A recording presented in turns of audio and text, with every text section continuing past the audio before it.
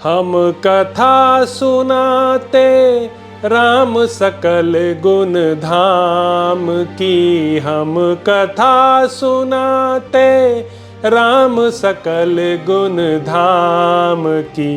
ये रामायण है पुण्य कथा श्री राम की। ये रामायण है पुण्य कथा श्री राम की। जम्बूदीपे भरत खंडे आर्यावर्ते भारत वर्षे। एक नगरी है विख्यात अयोध्या नाम की। यह जन्म भूमि है परम पूज्य श्री राम की। यह जन्म भूमि है परम पूज्य श्री राम की।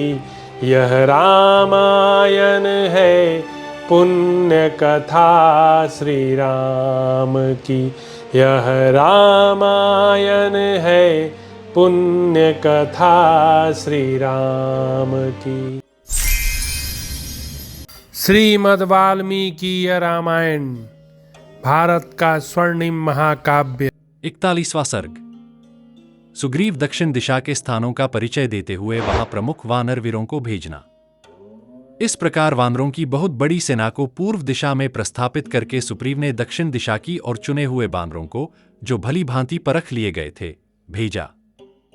अग्निपुत्र नील, कपिवर हनुमान जी, ब्रह्मा जी के महाबली पुत्र जांबवान, सुहोत्र, शरारी, शरगुर्म, गज, गवाक्ष, गवय, सुषेण, प्रथम, वृषभ, मैंद, द्विविद, सुषेण, द्वितीय, गंधमादन, हुताशन के 2 पुत्र उल्कामुख और अनई, असंग तथा अंगद आदि प्रधान वीरों को, जो महान वेग और पराक्रम से संपन्न थे, विशेषज्ञ वानरराज सुग्रीव ने दक्षिण की ओर जाने की आज्ञा दी। महान बलशाली अंगद को उन समस्त वानर वीरों का अगुआ बनाकर उन्हें दक्षिण दिशा में सीता की खोज का भार सौंपा। उस दिशा में जो कोई भी स्थान अत्यंत दुर्गम थे, उनका भी कपिराज सुग्रीव ने उन श्रेष्ठ वानरों को परिचय दिया। ये बोले, वानरों, तुम लोग भांति भांति के वृक्षों और लताओं से सुशोभित सहस्रों शिखरों वाले विंध्य पर्वत, बड़े बड़े नागों से सेवित रमणीय नर्मदा नदी, सुरमय गोदावरी, महानदी, कृष्णदेनी तथा बड़े बड़े नागों से सेवित महाभागा वर्दा आदि नदियों तटों पर और मेकल, उत्कल एवं दशार्ण देश के नगरों में तथा आनवंती और अवंतीपुरी में भी सब जगह सीता की खोज करो।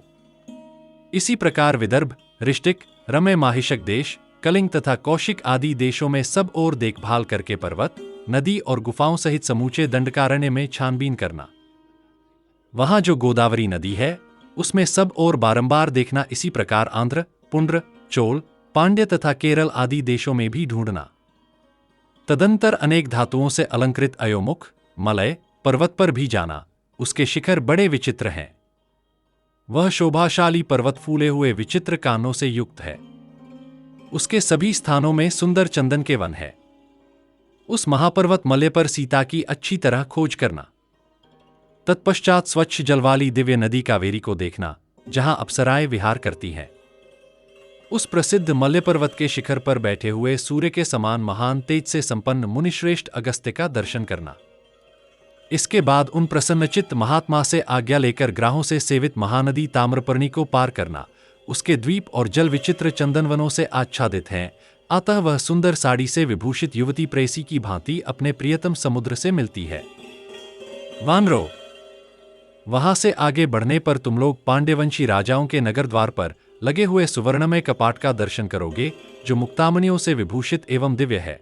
तत्पश्चात समुद्र के तट पर जाकर उसे पार करने के संबंध में अपने कर्तव्य का भली भांति निश्चय करके उसका पालन करना।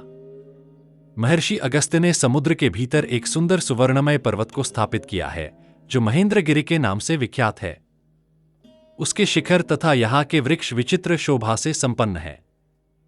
वह शोभाशाली पर्वत श्रेष्ठ समुद्र के भीतर गहरा इतक घुसा हुआ है। नाना प्रकार के खिले हुए वृक्ष और लताएं उस पर्वत की शोभा बढ़ाती हैं। देवता, ऋषि, श्रेष्ठ यक्ष और अप्सराओं की उपस्थिति से उसकी शोभा और भी बढ़ जाती है। सिद्धों और चारणों के समुदाय यहां सब ओर फैले रहते हैं। इन सब के कारण महेंद्र पर्वत अत्यंत मनोरम जान पड़ता है। सहस्रनेत्रधारी इंद्र प्रत्येक पर्व के दिन उस पर्वत पर पदार्पण करते हैं। उस समुद्र के उस पार एक द्वीप है जिसका विस्तार 100 योजन है। यहां मनुष्यों की पहुंच नहीं है। वह जो दीप्तिशाली द्वीप है उसमें चारों ओर पूरा प्रयत्न करके तुम्हें सीता की विशेष रूप से खोज करनी चाहिए। वही देश इंद्र के समान तेजस्वी दुरात्मा राक्षसराज रावण का जो हमारा वध्य है निवास स्थान है। उस दक्षिण समुद्र के बीच में अंगारका नाम से प्रसिद्ध एक राक्षसी रहती है जो छाया पकड़कर ही प्राणियों को खींच लेती और उन्हें खा जाती है। उस लंकाद्वीप में जो संदिग्ध स्थान है उन सब में इस तरह खोज करके जब तुम उन्हें संदेह रहित समझ लो और तुम्हारे मन का संशय निकल जाए, तब तुम लाद्वीप को भी लांघ कर आगे बढ़ जाना और अमित तेजस्वी महाराज श्रीराम की पत्नी का अन्वेषण करना। लंका को लांघ कर आगे बढ़ने पर 100 योजन विस्तृत समुद्र में एक पुष्पितक नाम का पर्वत है जो परम शोभा से संपन्न तथा सिद्धों और चारणों से सेवित है। वह चंद्रमा और सूर्य के समान प्रकाशमान है तथा समुद्र के जल में गहरा इतक घुसा हुआ है। वह अपने विस्तृत शिखरों से आकाश में रेखा खींचता हुआ सा सुशोभित होता है।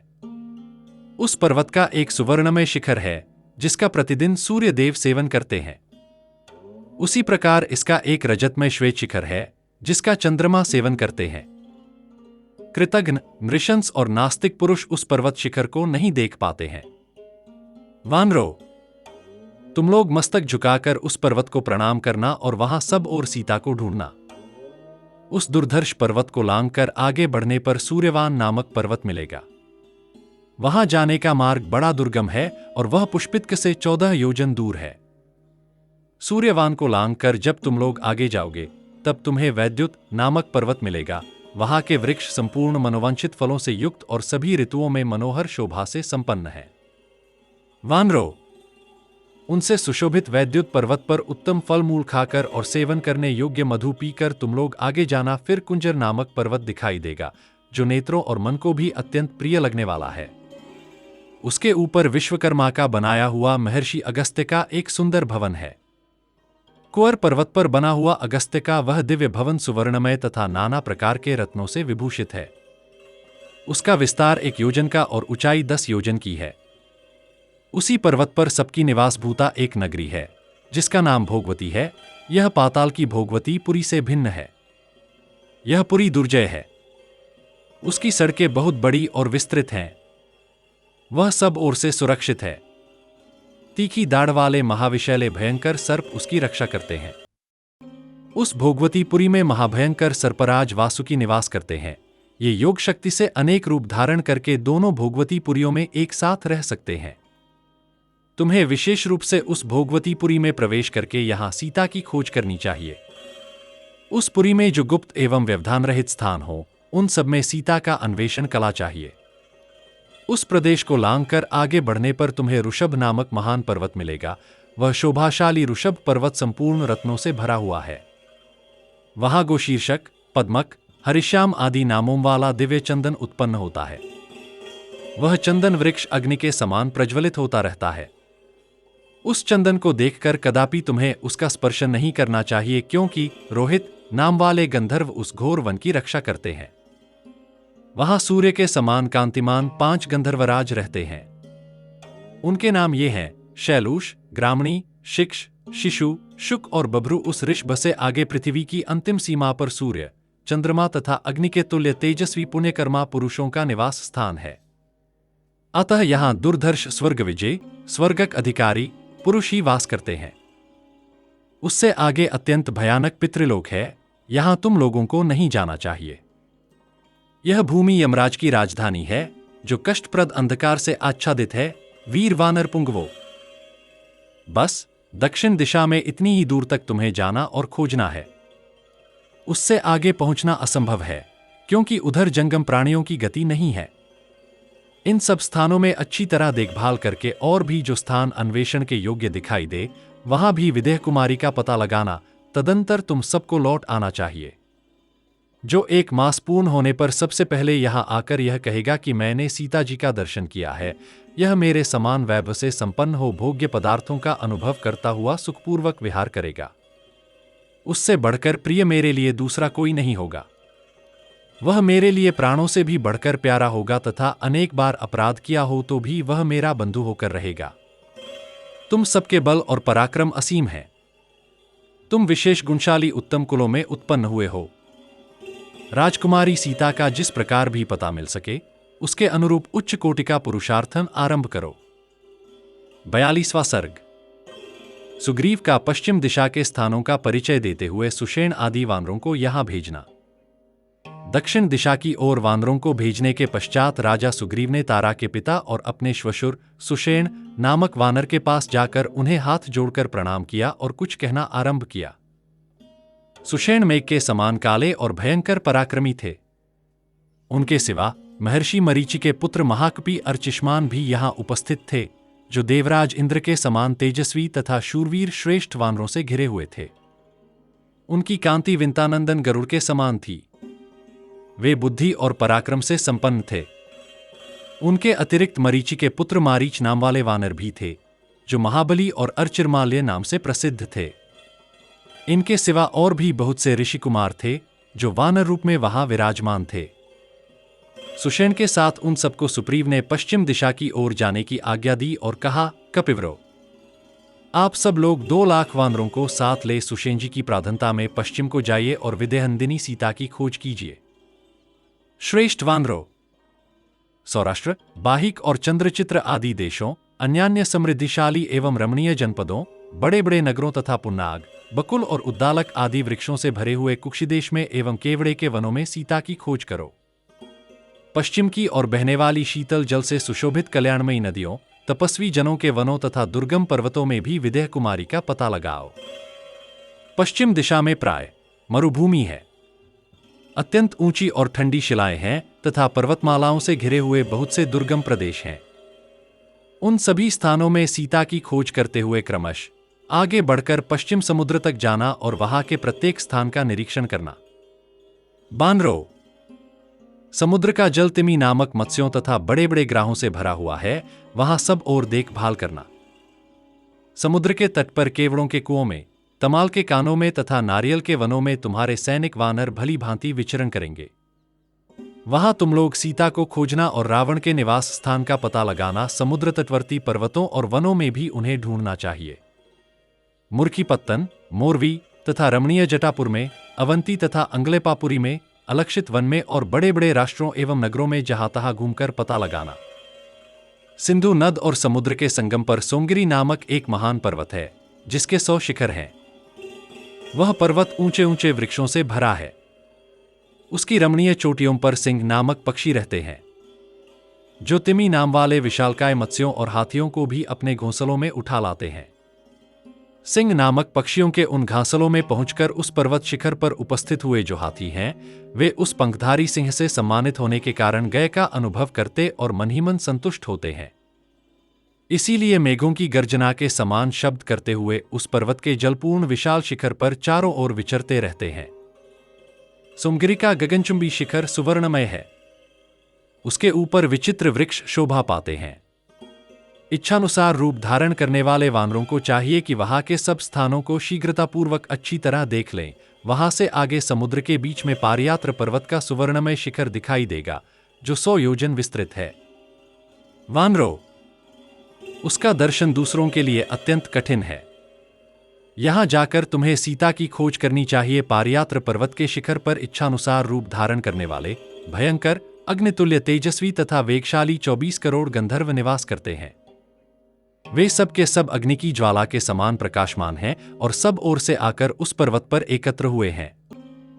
भयंकर पराक्रमी वानरों को चाहिए कि वे उन गंधर्वों के अधिक निकट न जाएं, उनका कोई अपराध न करें और उस पर्वत शिखर से कोई फल न लें, क्योंकि ये भयंकर बल विक्रम से संपन्न धैर्यवान महाबली वीर गंधर्व वहां के फल मूलों की रक्षा करते हैं। उन पर विजय पाना बहुत ही कठिन है। वहां भी जानकी की खोज करनी चाहिए और उनका पता लगाने के लिए पूरा प्रयत्न करना चाहिए। प्राकृत वानर के स्वभाव का अनुसरण करने वाले तुम्हारी सेना के वीरों को उन गंधर्वों से कोई भय नहीं है। पारियात्र पर्वत के पास ही समुद्र में वज्र नाम से प्रसिद्ध एक बहुत ऊंचा पर्वत है, जो नाना प्रकार के वृक्षों और लताओं से व्याप्त दिखाई देता है। वह वज्रगिरी वैदूर्यमणि के समान नील वर्ण का है। वह कठोरता में वज्रमणि हीरे के समान है। वह सुंदर पर्यंत वहां 100 योजन के घेरे में प्रतिष्ठित है। उसकी लंबाई और चौड़ाई दोनों बराबर हैं। वानरों, उस पर्वत पर बहुत सी गुफाएं हैं। उन सब में प्रयत्नपूर्वक सीता का अनुसंधान करना चाहिए। समुद्र के चतुर्थ भाग में चक्रवान नामक पर्वत है। वहीं विश्वकमणि सहस्रार चक्र का निर्माण किया था। वहीं से पुरुषोत्तम भगवान विष्णु पंचजन और हयग्रीव नामक दानवों का वध करके 5 जन्य शंख तथा वह सहसार सुदर्शन चक्र लाए थे। चक्रवान पर्वत के रमणीय शिखरों और विशाल गुफाओं में भी इधर उधर वैदेही स्थित रायण का पता लगाना चाहिए। उससे आगे समुद्र की अगाध जलराशि में सुवर्णमय शिखरों वाला वराह नामक पर्वत है, जिसका विस्तार 64 योजन की दूरी में है। वहीं प्रागज्योतिष नामक सुवर्णमय नगर है, जिसमें दुष्टात्मा नरक नामक दानव निवास करता है।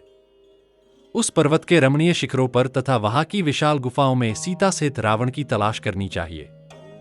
जिसका भीतरी भाग सुवर्णमय दिखाई देता है, उस पर्वतराज वराह को लांघकर आगे यहने पर एक ऐसा पर्वत मिलेगा जिसका सब कुछ सुवर्णमय है तथा जिसमें लगभग 10 सहस्र झरने हैं। उसके चारों ओर हाथी, सुअर, सिंह और व्याघ्र सदा गर्जना करते हैं और अपनी ही गर्जना की प्रतिध्वनि के शब्द से दर्प में भरकर पुनः दहाड़ने लगते हैं। उस पर्वत का नाम है मेगिरी, जिस पर देवताओं ने हरित रंग के अश्व वाले श्रीमान पाक्षासन इंद्र को राजा के पद पर अभिषिक्त किया था। देवराज इंद्र द्वारा सुरक्षित गिरिराज मेघ को लांघकर जब तुम आगे बढ़ोगे, तब तुम्हें सोने के 60,000 पर्वत मिलेंगे, जो सब ओर से सूर्य के समान कांति से देदीप्यमान हो रहे हैं और सुंदर फूलों से भरे हुए सुवर्णमय वृक्षों से सुशोभित हैं। उनके मध्य भाग में पर्वतों का राजा गिरिश्रेष्ठ मेरु विराजमान है, जिसे पूर्व काल में सूर्यदेव ने प्रसन्न होकर वर दिया था। उन्होंने उस शैलराज से कहा था कि जो दिन रात तुम्हारे आश्रय में रहेंगे, वे मेरी कृपा से सुवर्णमय हो जाएंगे तथा देवता, दानव, गंधर्व जो भी तुम्हारे ऊपर निवास करेंगे, वे सुवर्ण के समान कांतिमान और मेरे भक्त हो जाएंगे। विश्वदेव, वसु, मरुद्रण तथा अन्य देवता सायंकाल में उत्तम पर्वत मेरु पर आकर सूर्यदेव का उपस्थान करते हैं। उनके द्वारा भली भांति पूजित होकर भगवान सूर्य सब प्राणियों की आंखों से ओझल होकर अस्ताचल को चले जाते हैं। मेरु से अस्ताचल 10,000 योजन की दूरी पर है, किंतु सूर्यदेव आधे मुहूर्त में ही वहां पहुंच जाते हैं। उसके शिखर पर विश्वकर्मा का बनाया हुआ एक बहुत यहाँ दिव्य भवन है, जो सूर्य के समान दीप्तिमान दिखाई देता है। वह अनेक प्रासादों से भरा हुआ है। नाना प्रकार के पक्षियों से व्याप्त विचित्र विचित्र वृक्ष उसकी शोभा बढ़ाते हैं। वह पाशधारी महात्मा वरुण का निवास स्थान है। मेरु और अस्ताचल के बीच एक स्वर्णमय ताड़का वृक्ष है, जो बड़ा ही सुंदर और बहुत ही ऊंचा है। उसके 10 स्कंध, बड़ी शाखाएं हैं। उसके नीचे की वेदी बड़ी विचित्र है। इस तरह वह वृक्ष बड़ी शोभा पाता है। वहां के उन सभी दुर्गम स्थानों, सरोवरों और सरिताओं में इधर उधर सीता सहित रावण का अनुसंधान करना चाहिए। मेरुगिरि पर धर्म के ज्ञाता महर्षि मेरु सावर्णी रहते हैं, जो अपनी तपस्या से ऊंची स्थिति को प्राप्त हुए हैं। वे प्रजापति के समान शक्तिशाली एवं विख्यात ऋषि हैं। सूर्यतुल्य तेजस्वी महर्षि मेरु सावर्णी के चरणों में पृथ्वी पर मस्तक टेक कर प्रणाम करने के अनंतर तुम लोग उनसे मिथिलेश कुमारी का समाचार पूछना। रात्रि के अंत में प्रात काल उदित हुए भगवान सूर्य जीव जगत के इन सभी स्थानों को अंधकार रहित एवं प्रकाशपूर्ण करके अंत में अस्ताचल को चले जाते हैं। वानर शिरोमणियों, पश्चिम दिशा में इतनी ही दूर तक वानर जा सकते हैं। उसके आगे न तो सूर्य का प्रकाश है और न किसी देश आदि की सीमा ही, अतः वहां से आगे की भूमि के विषय में मुझे कोई जानकारी नहीं है। अस्ताचल तक जाकर रावण के स्थान और सीता का पता लगाओ तथा 1 मास पूर्ण होते ही यहां लौट आओ। 1 महीने से अधिक न ठहरना, जो ठहरेगा उसे मेरे हाथ से प्राणदंड मिलेगा। तुम लोगों के साथ मेरे पूजनीय श्वशुर जी भी जाएंगे। तुम सब लोग इनकी आज्ञा के अधीन रहकर इनकी सभी बातें ध्यान से सुनना, क्योंकि ये महाबाहु महाबली सुषेण जी मेरे श्वशुर एवं गुरुजन हैं। तुम्हारे लिए भी गुरु की भांति ही आदरणीय है।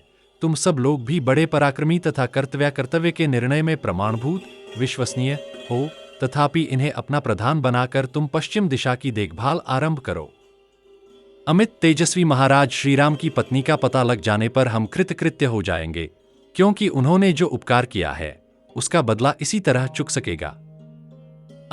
इस कार्य के अनुकूल और भी जो कर्तव्य देश काल और प्रयोजन से संबंध रखता हो, उसका विचार करके आप लोग उसे भी करें। सुग्रीव की बातें अच्छी तरह सुनकर सुषेण आदि सब वानर उन वानर राज की अनुमति ले वरुण द्वारा सुरक्षित पश्चिम दिशा की ओर चल दिए। इस प्रकार श्री वाल्मीकि निर्मित आर्तरामायण आदि काव्य के किष्किंधा कांड में 42 सा पूरा हुआ। हम कथा सुनाते राम सकल गुण धाम की, हम कथा सुनाते राम सकल गुण धाम की।